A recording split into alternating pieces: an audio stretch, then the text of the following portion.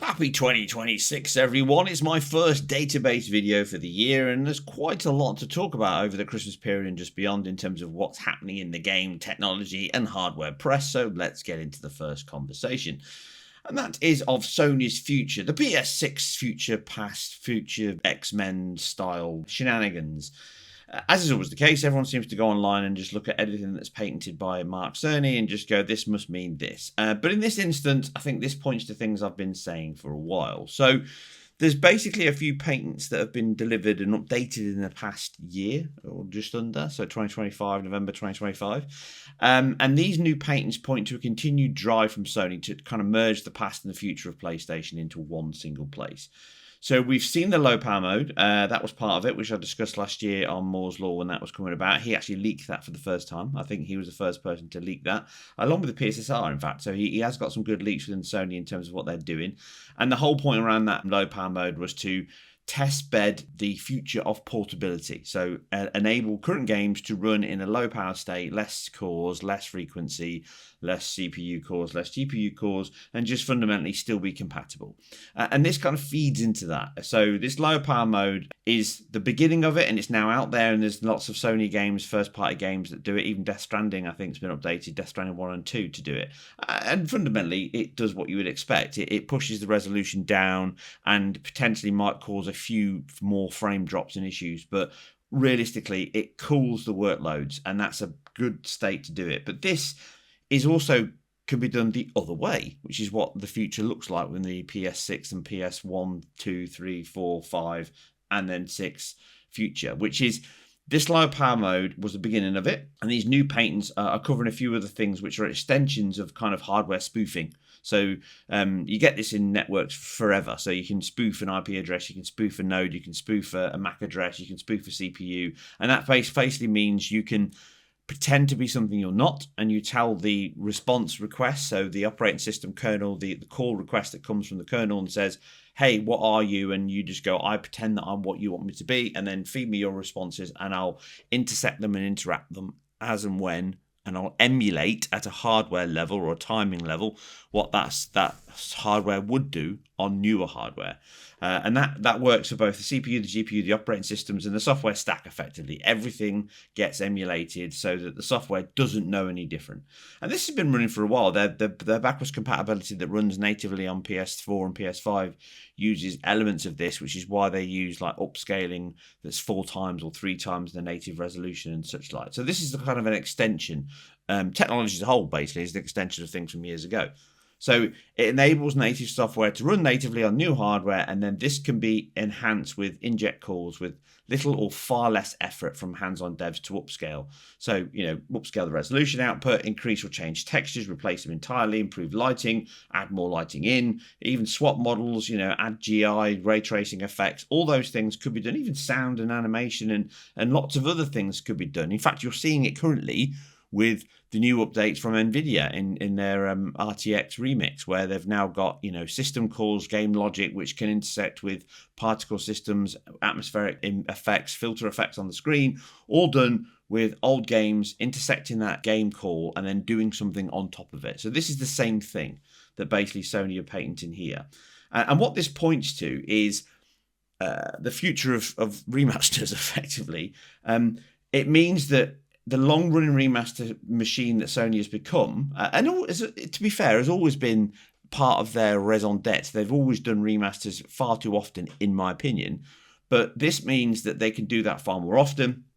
And I think people are linking these two by saying this means that all PS1 right up to PS5 can be completely backwards compatible with PS6 and or other hardware.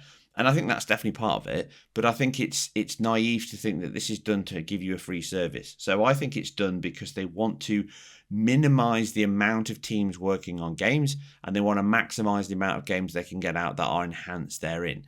So you'll probably see a combination of a service that offers, remastered, updated, enhanced versions of old games that run in a BC mode.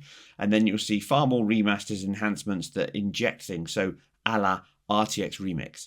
You'll see games that can take older games and inject lots more things into that in terms of improved visual quality, ray tracing effects, and leverage the new hardware available on the PS6. and the future of the other part of their kernel, which no one else seems to be talking about, or at least I haven't seen anyone mention, and that is the GPU kernel sharing, which is another patent that's put there by Mark Cerny and co. And this is effectively using cloud servers, client servers, or combination thereof. And it's effectively cloud SLI, for want of a better description, to cut it down. What does this mean then? Well, it means that, as I mentioned before with the Portal, when that was released, it was going to be this local streaming device. And everyone was like, what a load of crap. And I said, this has got a huge amount of options and benefits. They'll update it in the future. And that's exactly what happened. It launched with the ability to play local streaming games from the PS5 only. It then was updated to allow cloud streaming without the need for a console. And then naughty Google engineers added the local play, and they removed that because that's not what they wanted just yet. As expected, a piece of hardware you buy now has extra functionality way beyond its original inception. And that's the main benefit of cloud. That's the main kind of kudos that it has, in that it means that everything remotely can change, but everything locally can stay effectively, in quotes, the same. And that means that this option enables the system to use the local game running on the handheld and then stream from the cloud. And this low power mode points to a new handheld device. And this is so that they can support this kind of cross-pollination of games running on multiple infrastructure. So lower power mode state, mid power state, high power state. And all of these things combined together. So the patent is kind of looking at the overall solution or pathway that Mark Cerny and co within Sony are looking at their future. And their future is everything hybrid and longer. So the low power mode was the start of it, and it points to that new handheld, which Moore's Law said over the time. I think he leaked that first, and he leaked that along with the PSSR, so he's definitely got good contacts in that area, and that all that came true. And the handset device for the PS6, which is the future, and it's likely that this will be a dedicated handheld, so a la Switch, Steam Deck, or other streaming devices such as the Portal, or a hybrid. And I think that's what they're doing here.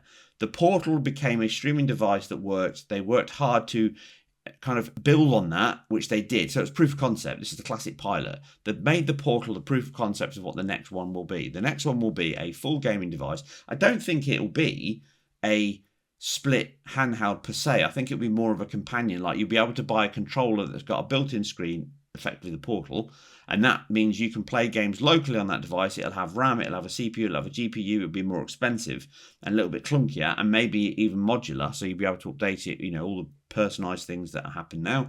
But it means that you can dock it and use it as a gaming device plugged into your screen without having a PS6 base station, effectively, or you can walk around with it and play games remotely. But more importantly, it's a hybrid.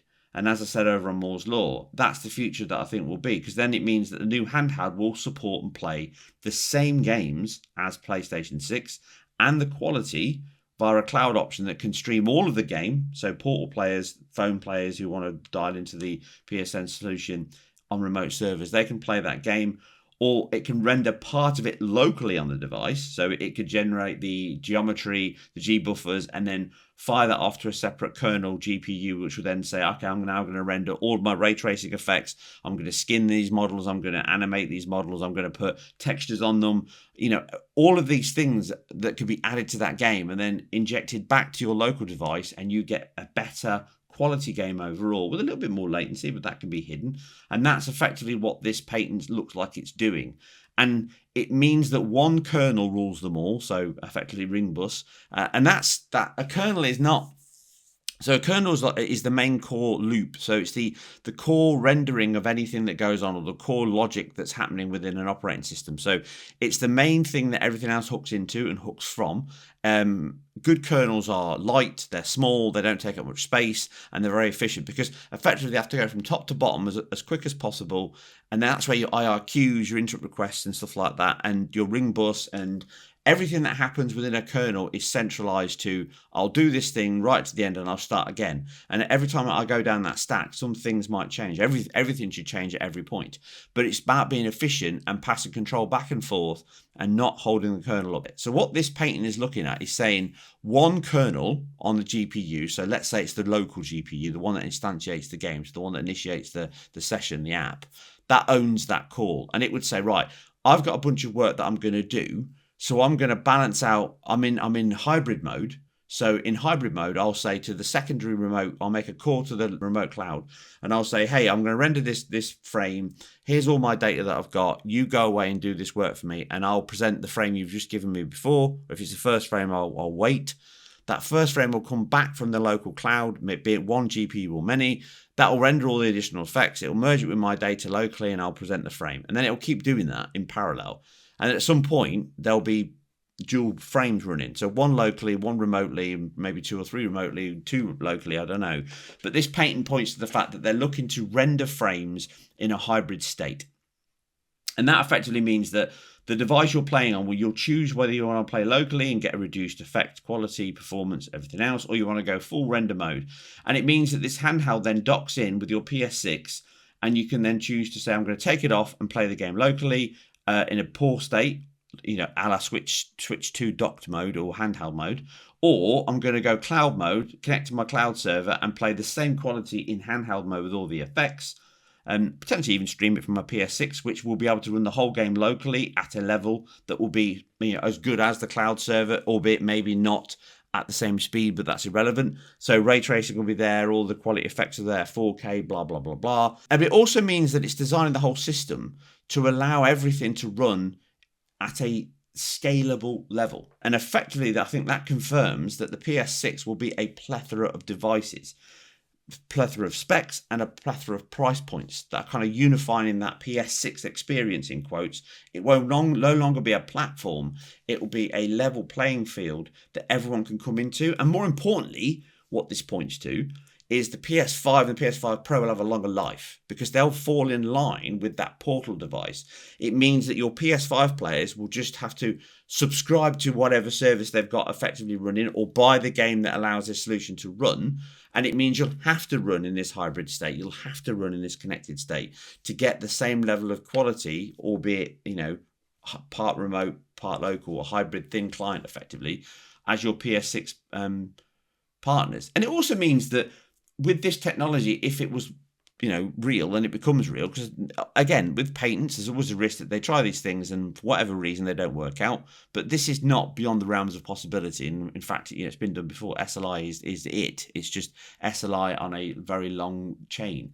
This means that the PS6 could even have a dual GPU option where it would have 2 GPUs at a very expensive level that could render everything at 120 FPS, dual everything else, because it's effectively SLIing the 2 GPUs internally within the motherboard. And also modular. You know, you could have a modular design where you could slot in a separate GPU.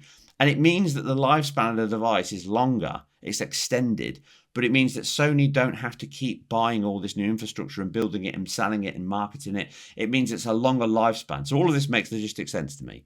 So I can see where this is headed from a business perspective, but from a technical perspective, the patent points to the fact that they plan to leverage kind of rack-based GPU servers from AMD, so the Epic range effectively, which ironically supports Nvidia GPUs. They will kind of manage the op cost. And this is, again, back into my realm of what I do day to day. DC's now, for many, many years, one set of devices running in an AWS or Azure tenant doesn't mean that that's going to have to do one task. Most of the things I spin up now are serverless, in quotes, instances. So they're infrastructure as a service, they're platforms as a service, they're software as a service, the games as a service. What that means is it's just put a load of hardware in a rack and you choose what you do with it on a dynamic basis. So for me, I might have a collection of racks that have a bunch of allocations, and dynamically from 1 minute to the next, the same CPU, the same memory, the same RAM allocation might be spun up to do a bunch of data ingest, ETL transformations, and fire out a report to a bunch of business people. And then 1 minute later, it's completely destroyed, and now it's running a video call conferencing center, and it's streaming multiple videos to other people and recording that and putting AI, again, I'm falling into it now, but basically transcribing the call locally on each of the devices. And then a minute later, it could be running a web service or managing multiple data ingests from multiple API interfaces, whatever. Okay, so everything now is designed to be dynamically allocated, so build and explode. That's what we constantly do all the time. So this is leaning into the fact that AMD have probably said to Sony, this is the way to do it. The hardware will be a hybrid thereof. Whether it will contain Nvidia GPUs, highly unlikely, but it could effectively. This solution doesn't pertain itself to be anything, because as long as it's compatible, it could be any device at all that's running it. And And that means that these servers will not sit idle. So they could, from any minute to the next, kind of be running a full game, which is being streamed to a player. They could be running mass multiplayer games, such as Battlefield, COD, whatever, and that's managing all that separately, and or rendering part of a game in SLI mode with players, or even running game support and help services, streaming video help to people, or allowing people to view other streams and then click a game and load in themselves and play the game on a remote cloud. It means that the hardware is effectively used in high demand and at all times, and they get the best bang for buck. And this is the kind of new cloud DC solution that hardware is. It's rarely idle, and it's always used on demand only. So create, destroy, split and manage on a minute by minute basis, load by load, watt by watt. That's the perspective of the modern world. That's how things are done now. And nobody will have local instances of a server that just dedicated. Nothing is dedicated anymore. It's all around getting best bang for buck. And this is really what the PS6 paint looks like. It looks like they are creating a solution that is completely transferable and abstracted from the hardware, and also abstracted from a single piece of hardware. And what does that mean? Well, it means that the PS5 has a longer span. It means the PS6 will have a very, very long lifespan, potentially removing the option for physical discs. And this kind of means, we've seen this already with the future of kind of remote focused design. The disc drives that were sold for the PS5, they were discounted last year. I covered that in a previous video. I bought a few of them, and Sony wanted to clear stock. And that also means that they wanted to clear stock to potentially put out a cheaper, more cost-effective version of it, but they didn't sell at the level expected. And now the PS6 will be a cloud-first machine, first and foremost.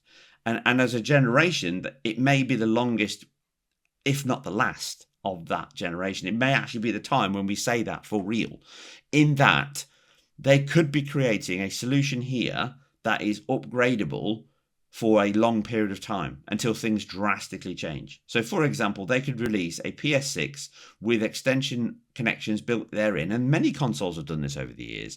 The Mega Drive was designed and built, and it didn't have the Mega CD in mind, but the Mega CD came out and it was attachable to the bottom. They built connectors. The GameCube's got loads of them at the bottom that are not used.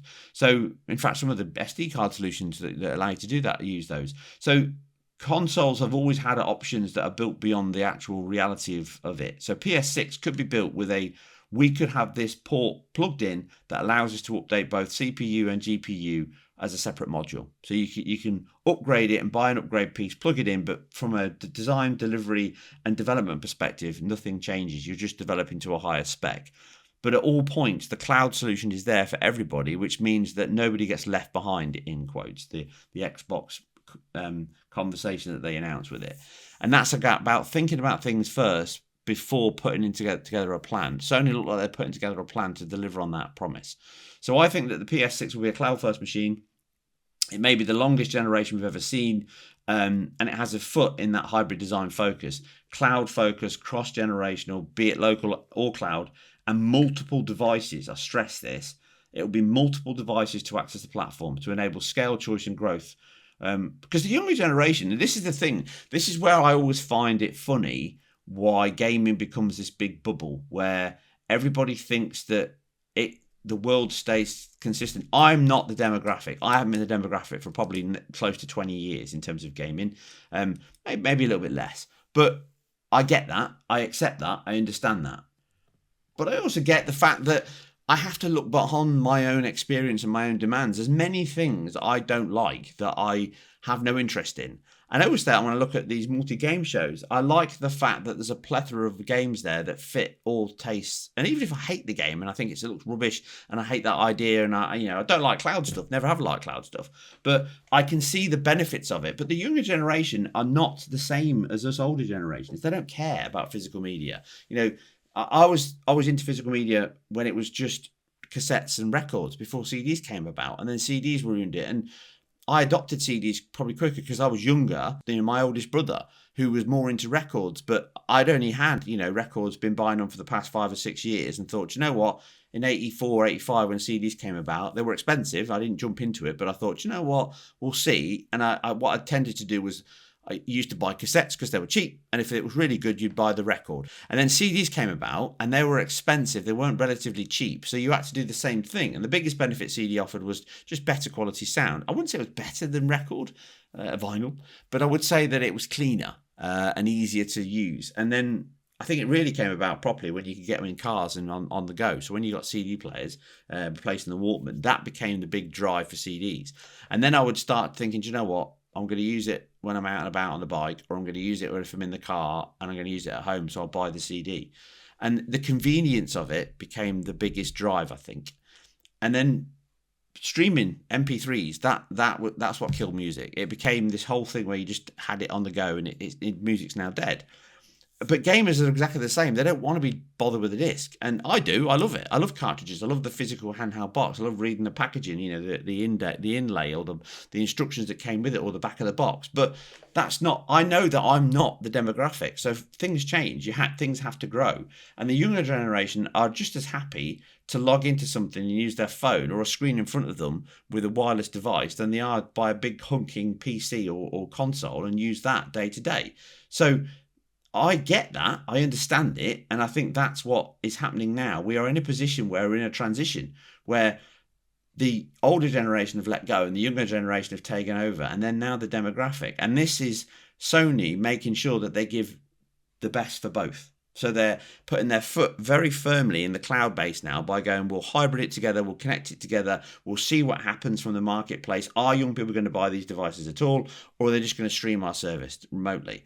But all the older players, the people of my age and younger, there's 30-year-olds and 40-year-olds that are into gaming still and have got their kids and they still want the physical device in their house, they might buy this as well. So they're hedging their bets, and they've got this hybrid solution that means that if you want to buy a physical device and pay a fortune for it, you can get it. It's all there. Or if you just want a login that you use on your phone or your screen with an app built in, and you even use 5G or 6G and do it on the go.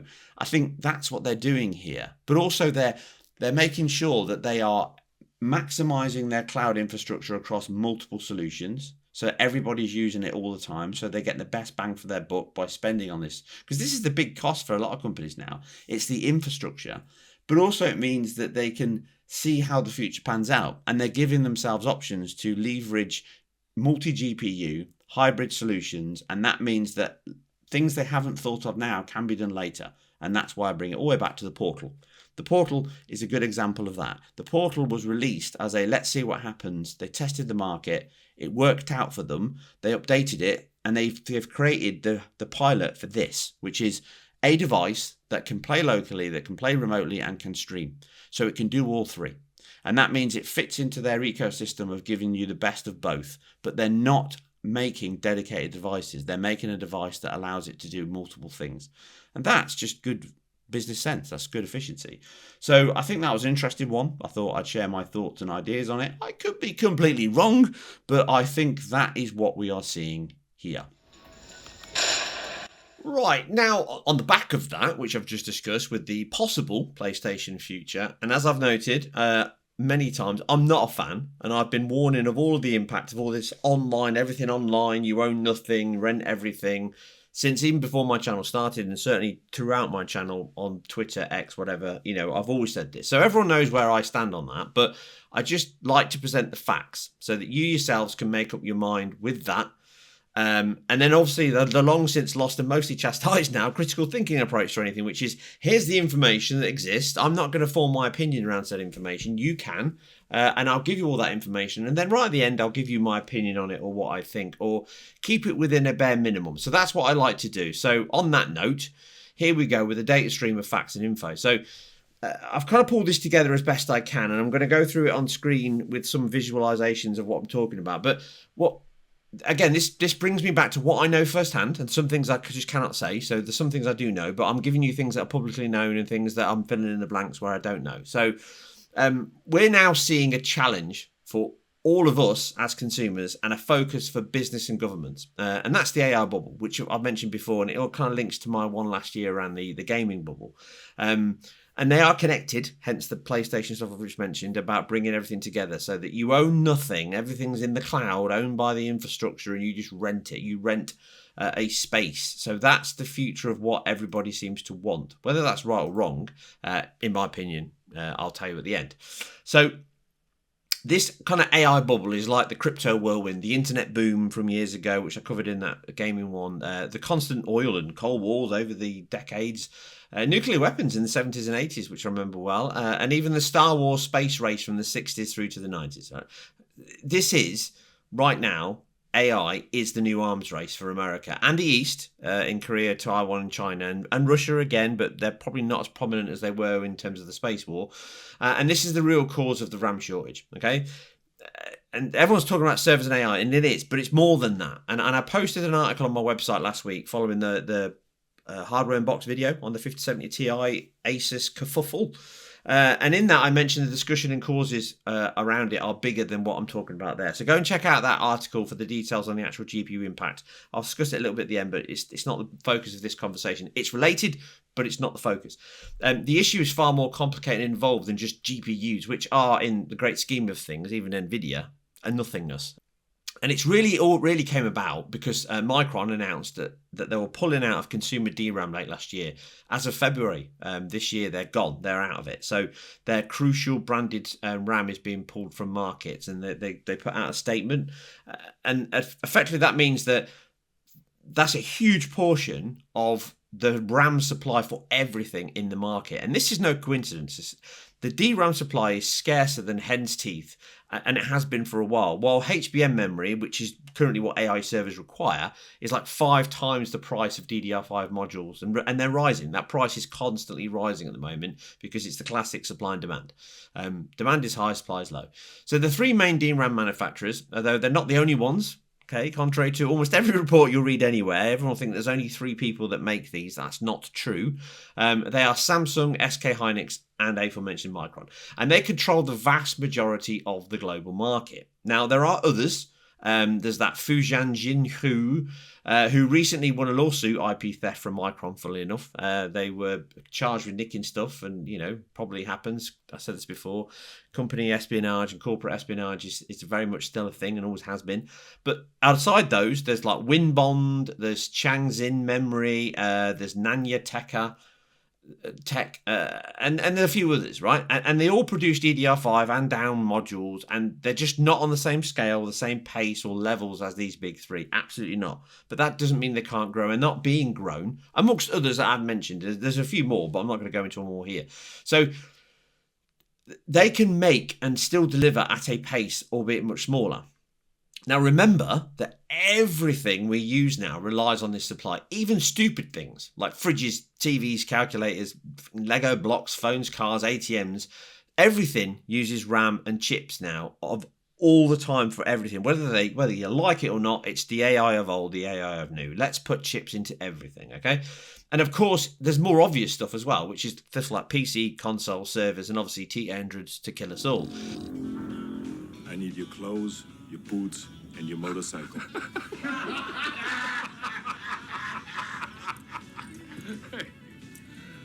So we're in this situation now where it's where all the money's being made, and it's not real money. So again, as the gaming thing, it's a bubble in that everyone's paying themselves. There's no real money in AI, and it seems mad to say that to people, but I know it firsthand. There's no money in AI still.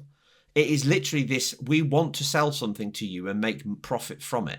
There's lots of money going into it. There's lots of money behind it. There's lots of focus with it. Everyone wants to do it. You get paid now to say AI in any of your marketing or documents that you create. And in my role, I see that firsthand. So people sell AI and they get paid an additional bonus, but there's not real money because no one wants AI. It's irrelevant. It's a big myth. It's the emperor's new clothes. We're selling a solution and a product that doesn't really exist. And we're just saying AI for everything. It's like saying tech. Tech doesn't capture anything. It's just tech. You can get food tech. You can get, wood tech, home ec, whatever. It doesn't matter. It's irrelevant. It's just a nothingness. And I'm going off tangent. Apologies. But the fundamentals are that now only one of these 3 companies that have pulled out is American. So Micron, okay? They've pulled out of the supply. The other 2 are not American companies. And if rumblings are to be believed, and I know some of this is some of the bits that I'm talking about where I do know and can't say and stuff, but OpenAI and Nvidia and others can take 100% of their Micron supply now. So that's the reason they've pulled out. or there or thereabouts. They used to offer around 40% of the total supply per year for the overall market. And their profits last year, Micron this is, 2024, were astronomical, approaching $1 billion in profit. Okay, very small in the great scheme of things, but compared to their previous year, when they posted a $5.8 billion loss, that's a bit of a turnaround in one single year, and AI is the reason. So they also donated to, like Nvidia did, to the White House New Ballroom Fund, as did others as well. And they are owned by a collection of US venture capitalists and capitalist companies, including BlackRock, who are into everything. And it does not need a tin hat to see the link here. And the only two remaining suppliers at the top are that SK Hynix and Samsung, and they're both east-facing giants from South Korea. And this is adding to the US government in now seeking to add like 100% tariffs to non-US chip, including RAM. And this is effectively a threat to say, if you don't bring your manufacturing into the US or bring more money into the US to make it from here, which I agree with in principle, little opinion here, to ensure that, kind of everybody gets a part of that pie, because US is one of the biggest consumers of the products that's being made, and they need to get some funded or partly thereof of that huge demand that they're partly paying for. Now, in reality, this is a power struggle, and it's trying to ensure that the US remains with an advantage or does not concave or concede the market to the non-US AI boom, of which, Korea, China, and Taiwan, which many of these companies are based, including Samsung, SK Hynix, and even the smaller ones I've mentioned as before, Winbond, ISSI, there's other ones that I'm aware of, but also TSMC. Now, these are the biggest chip manufacturers based in Taiwan, and they are a key strategic partner with Nvidia, an American company, remember. And now you see why they and the US government bailed out Intel, who are the last US bastion with a chip fab to meet supply for the Nvidia GPUs, the HBM3E RAM, and now the final piece of that combined x86 CPU and GPU, which means demand for many, many more servers, and it means Nvidia actually have a leg up and a bit of an exclusive there in both RISC and x86 server-based CPUs and server solutions, basically, from this year onwards. And also the full supply of Micron RAM for US-based companies, because that's fundamentally what they're doing. They'll stop supplying external and they'll supply fully to the US. This is not official, by the way, so I'm filling in the blanks here. And this is the current war we're seeing. This is the AI bubble consuming itself. It's blue money meets green money, goes back and forth, and everyone's buying RAM effectively that's not yet made, for servers that don't yet exist or are not yet built, for DCs that are still in design, and for demand that's yet to be found or even wanted.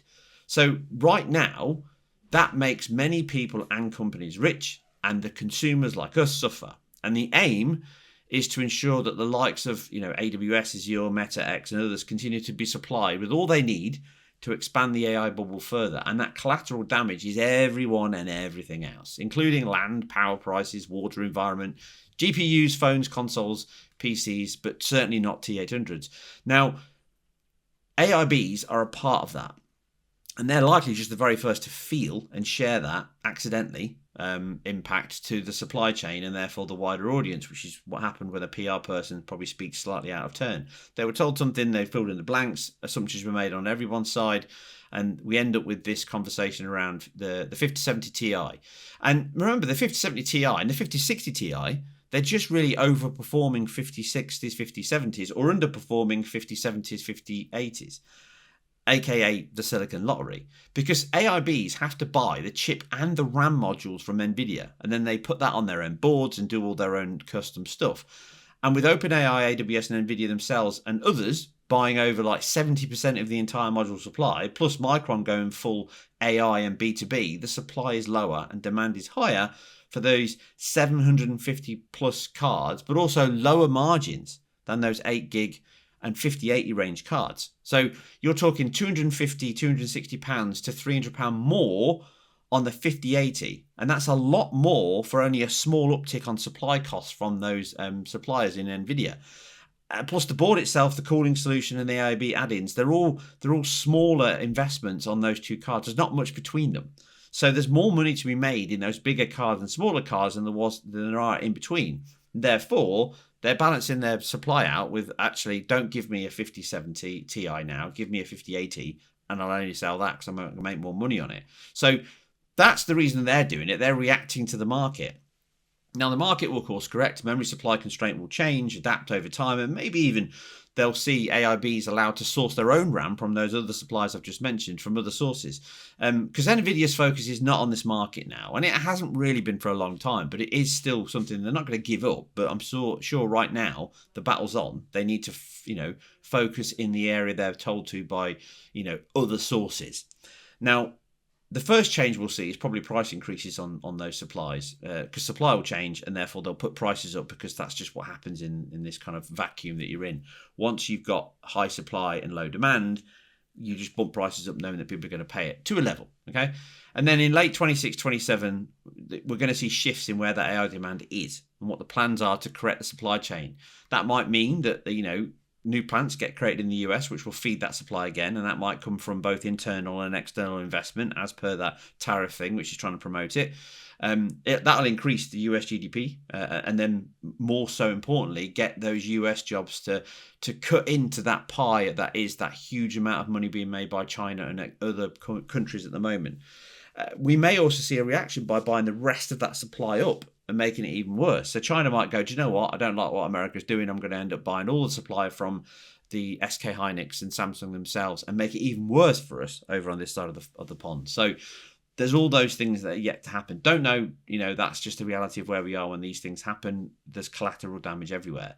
Now, it's not good times ahead for that. I do expect this to affect everybody in everything, including new consoles and machines that are in pre-launch and planning stages, such as the PS6, the Steam Machine, Xbox, and any other new handheld devices this year. So expect to see people sitting around thinking and strategizing now about what they're going to do going forward, because the Steam Machine will have supply already. There'll be supply already built, paid for, ready to go, machines built, whatever. But it's whether or not it makes logical sense now to launch it, knowing that you're not going to get any more, or knowing you have to put the price up. So there's lots of strategic conversations that will happen now. And this is common stuff. Many things get right up to launch products and they don't get launched, and you don't always hear about it. I've been involved in stuff where we've done lots of R&D, we've manufactured, even gone out to pilot and put things out in companies and in people's hands, and never actually launched anything, never actually shipped the product itself. So this is not a new thing. And I suspect what's happening now is a lot of people are panicking around what's going to happen. But be under no illusion, this isn't a consumer-driven supply constraint issue, or even just a multi-billion-dollar business battle. This is a government/country-given trade and AI arms race that is being driven by where everyone has all their money in focus right now, the AI bubble. And don't be fooled, even the biggest companies like Google, Meta, Nvidia, and more so Microsoft and OpenAI, are all at risk here, with vast amounts of sunk cost and nothing to show for it, following on from what I discussed in my gaming bubble video in 2024. See, simply, all are guilty of breaking the first rule of good product creation. Start with the customer and solve a problem they have, deliver a superb experience they want, or create a better choice for them, and not create some tech internally and then shoehorn it into everything, desperately trying to find a problem to fit the tech that you're desperate to sell. So yeah, bit serious, bit depressing, but that's just the nature of the beast, and kind of gives you an idea of the stuff that I deal with day to day. So I'm not always about fun games and everything that's frolicky, but let's get back to fun games and everything that's frolicky, eh?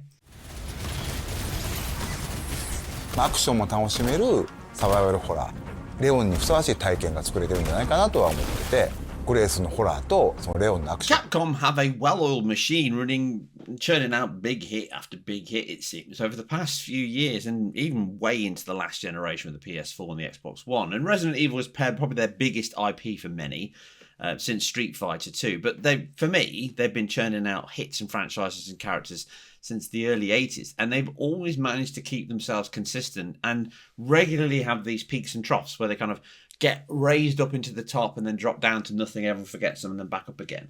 And I've loved Capcom for many, many years. I don't love all of their content, and I don't love all of the games that they create, but generally, as a company, I like the diversity of what they manage. But their quality over the last 2 years has been a bit iffy, if I'm being honest. I'm specifically looking at Monster Hunter Wild, and World, in terms of its original release on PC and then Wilds on everything, because it's just, generally really bad. And obviously, as we've seen recently with the rumoured it gets better the more DLC you buy, I can kind of believe that. So they are definitely a money-making machine.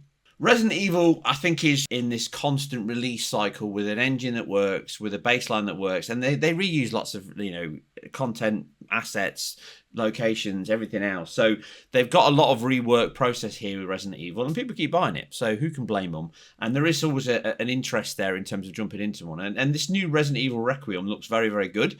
It leans very heavily into a PC focus. It's got ray tracing in there. Nvidia are very heavily involved in this one and their other game, Pragmata. And I think that the quality on offer here isn't getting better. I mean, the RE engine was definitely ahead of its time when it came out on PS4 with what it was doing with photogrammetry and rendering of assets in terms of digitizing them into the game, using PBR materials. It's superb deformation system and destruction in Resident Evil 2 Remake, which I thought was amazing. And actually was the best technical game of the year for me on that year, because I just thought it was so well done in terms of updating a classic and making it really good for a modern audience, but making it really, really visceral. I love the fact they've done that. They haven't really moved up since then, though. Looking at the trailer, the session that they did last week before its February release from Capcom themselves, I like the mix that they've got of both the two protagonists, the mix they're using with the choices within the RE engine, and the fact that they are leveraging Nvidia tech. So they're using RTX path tracing here, so that's really going to improve both the dark and the light in the game. But also they're using DLSS 4.5 and obviously reconstruction, which I know is a bit of a mixed bag for many, but it does have some benefits in certain scenarios for like low CPU use or just low-end machines to get slightly better and smoother frame rate. So it is a poison, it has its strengths and weaknesses, but saying one man's meat is another man's poison and all that. And they are working closely with Nvidia, incorporating the whole suite of RTX feature set into their games and their engine. And I think that's a big shift from them. I think they've from Monster Hunter, they realized that their biggest sales platform was the PC. And I think Capcom have made that shift. So I don't think they're going to be fully, PS5 focused now that as much as they were, but probably 50-50. This particular game being heavily leaning towards Nvidia, and therefore that'll be where it probably runs best. Well, it definitely runs best if you've got the high-end machines, but it might not run best overall based on the the end-to-end spec. They've ramped up their combat, and comedy zombies again are here, just like Resi 5 and 6, and the almost parody levels now with their kind of karate kicks and how just Leon just does not give a stuff as that kind of Jason Statham guy, action, relentless, fearless attacks, not caring and giving us stuff about who's surrounding him and who's trying to eat him. And that mid-battle axe sharpening move, that kind of brings that badass cool vibes of Devil May Cry, which I really like, and I think that that'll work and mix up the action and the game quite well, going from one extreme to the other, because the new protagonist in Grace Ashcroft sounds very British indeed, doesn't it? Still delivering a kind of survival horror game with more monster panic, dread, and vulnerability in the game. I actually like that idea, and I think that'll mix up pretty well as you play, because I think you flip back and forth based on this showcase that they did between the two pro tags. So that'll be interesting to see, and I'm looking forward to actually getting into the game and seeing just how that works out in terms of day-to-day, in terms of moment-to-moment gameplay. And I think the mix of the two could be great, or it could fail. I don't know yet. You've obviously got the first and third options, first and third person views that you've got from the Resident Evil 4 update. And again, like I mentioned, their use of PBR and photogrammetry and lighting overall works superbly. Although, looking at this, again, just mentioned the procedural dismemberment system, it looks a little bit more scripted here. And I think that's because of those canned animations they've got going on where Leon does these really, turning sidekicks and just crushes a zombie's head like it's a grapefruit. And I think that's quite an extreme way of doing it. But it's a parody, it is Resident Evil has always been a parody of zombie films. So the whole, George Romero, Dario Argento, Lucio Fulci, all those kind of classic horror films throughout the years that have gone on with the zombie films, it really is kind of playing up to those areas and, leaving a little bit of the modern stuff. So like 28 Days Later and stuff.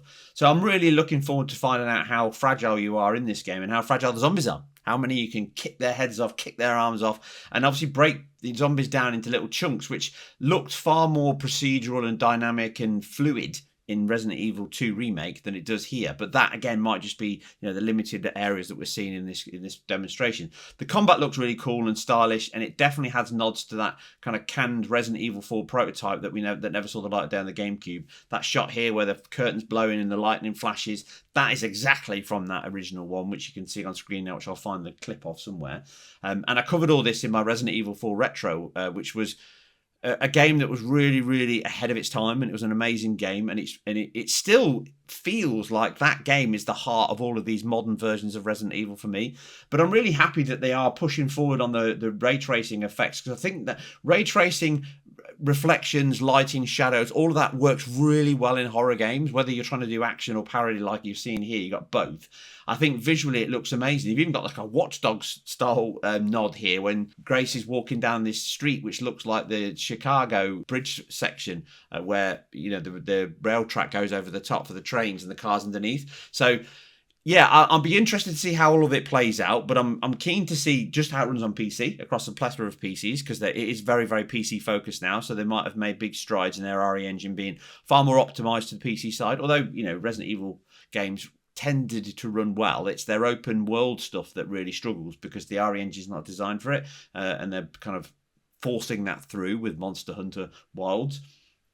And I'd be interested to see how it runs on PS5 and even Xbox if we can get copies. But I think like we are approaching the end of the life on Xbox here in terms of games just coming out for it. And I think you'll see more and more studios, and it's already happening, and it's been happening for a while, where they'll just skip the Xbox platform because there's not enough return on investment there. So their ROI on the old port it to Xbox is all going to depend on whether they do something bespoke, or you actually get what is probably the case where you just do a clean DirectX Windows port and run it over the top of the operating system of DirectX. So this will be a good one to see what the Xbox Series S and Series X run like compared to an equivalent spec or similar spec PC, because I think you'll probably find that it won't be far off, because they probably won't spend loads of time configuring this specifically for the Xbox platform. But, you know, to be fair, the most important aspect of this game is the fact that they've very subtly hidden that they've partnered with two big suppliers of real merchandise to partially fund the game.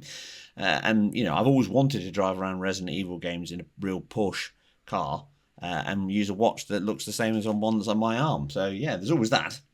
But overall, I actually am impressed with this, and I think it feeds nicely into my next one, which is a bigger section I've got coming up soon. But I think Nvidia, contrary to what we've just said earlier in this video around what they're doing, but they are still at least pushing very hard and heavy on getting lots of things out for gamers. I think that the CES announcement focused all on the AI bubble and everything else, and they kind of consigned the GeForce update separately. And I've been speaking with Nvidia, you know, the PRs there, and I've got some stuff coming up soon. So I will be covering things like what they showed there, the Pulsar screens, which I think are excellent in terms of mitigating the cost and problems with LCD panels and LED screens versus CRT, which I've covered before. You can go and check out my retro stuff where I've discussed that. But the Pulsar technology looked really, really good. It's very clean. It really helps both the problems with persistent image persistence and ghosting, which LCDs are rife with, but also stopping the darkness if you try and do BFI into your games. So this looks excellent, and I'll be going hands-on with it very soon and having a review up very soon on my channel, so look out for that. But overall, I think that Nvidia are doing what AMD should do, which is they create excitement around having the PC platform. They're kind of the only ones that are doing it, and I think we need to, you know, I'm a big advocate for giving people pats on the back when they're doing well and slaps around the face when they're doing badly. So Xbox, I gave them a big pat on the back for what they did for PC compatibility as an example, and I thought that was amazing, and that drove Sony to do their version of it because Xbox did such a good job. And then they give them slaps because they kind of let their market and treated their fans like idiots and just, you know, killed them slowly and kept telling them one thing to their face and doing something else behind their back.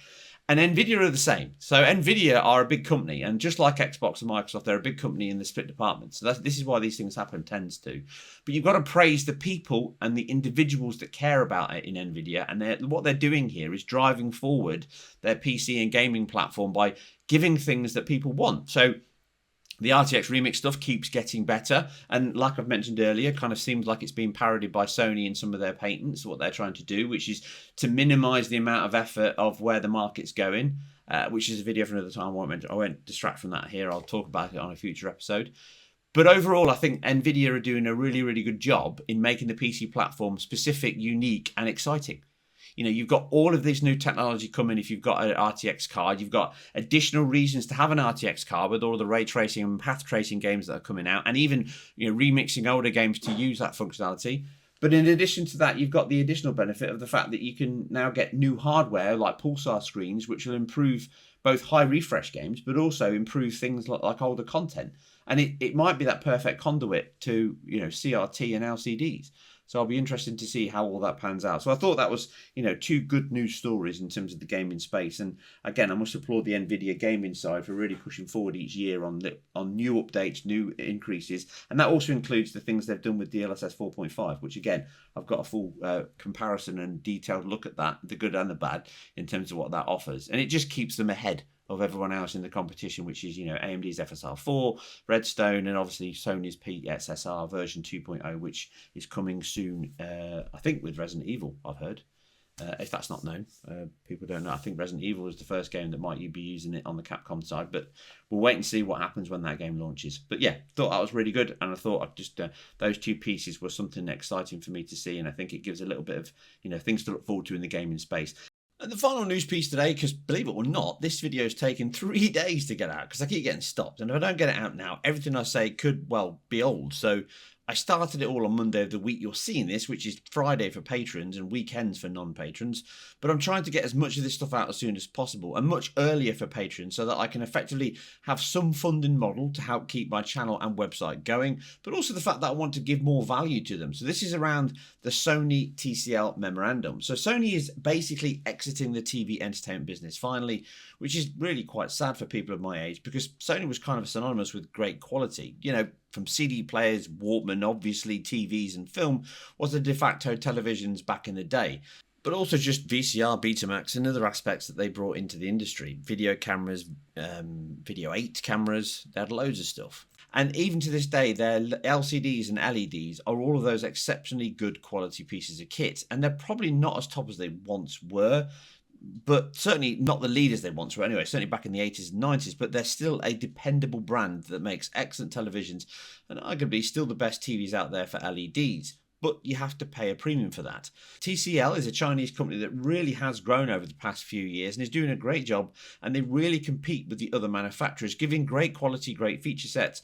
And I've been using TCL for a while, but they've now bought into Sony Holdings to the tune of 51%, leaving Sony as the smaller margin holder here for their own share of their own company. So 49% of this entertainment business is now being owned by Sony, and 51% will be owned by TCL. So they get the shareholders' decision making quota.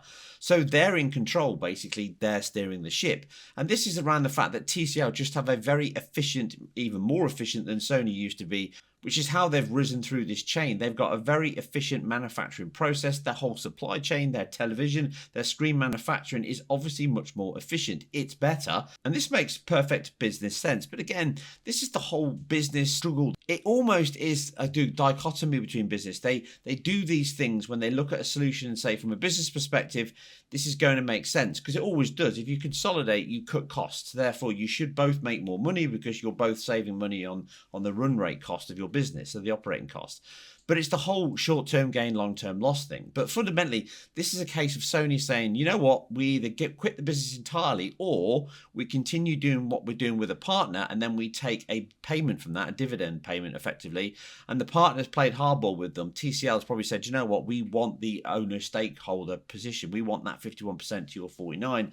So they'll get 49% of the profits, and TCL will get 51%. Make of that what you will.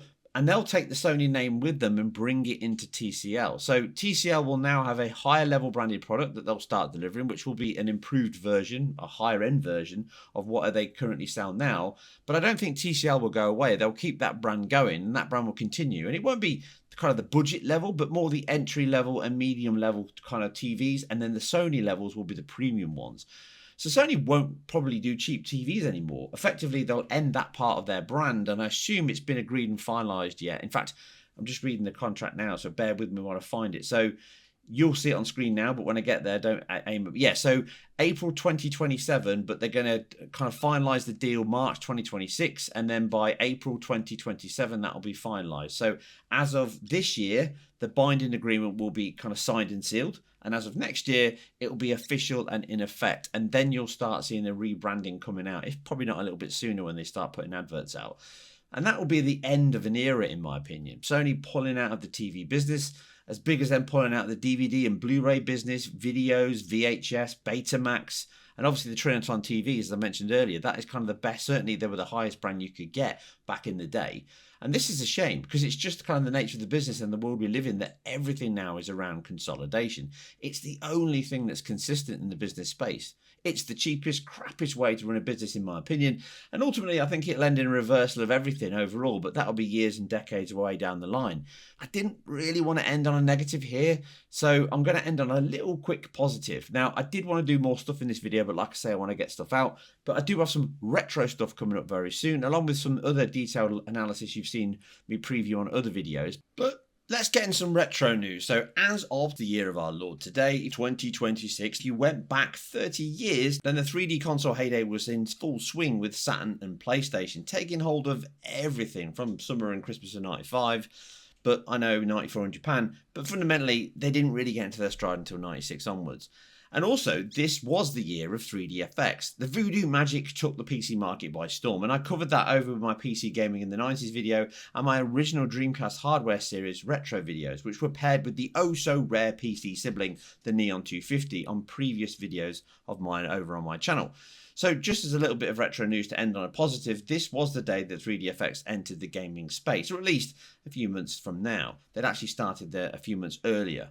But it dominated the PC market, and they basically defined 3D gaming as a hardware-accelerated platform, and they burned so brightly with 1, 2, and 3 Voodoos, and of course Glide, before being fundamentally bought out by Nvidia, which was helped in no small part by Sega pulling a Ninty on them. And then there became the Nvidia brand that we've just talked about endlessly in this conversation, and the rest is history.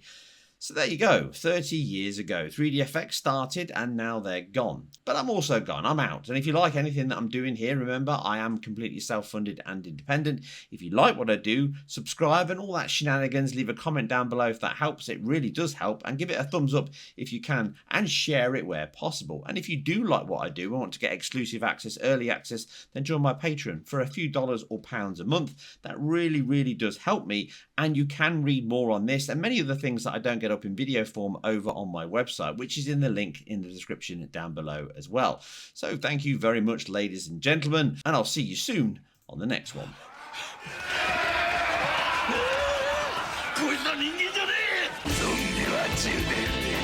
The House of the Dead.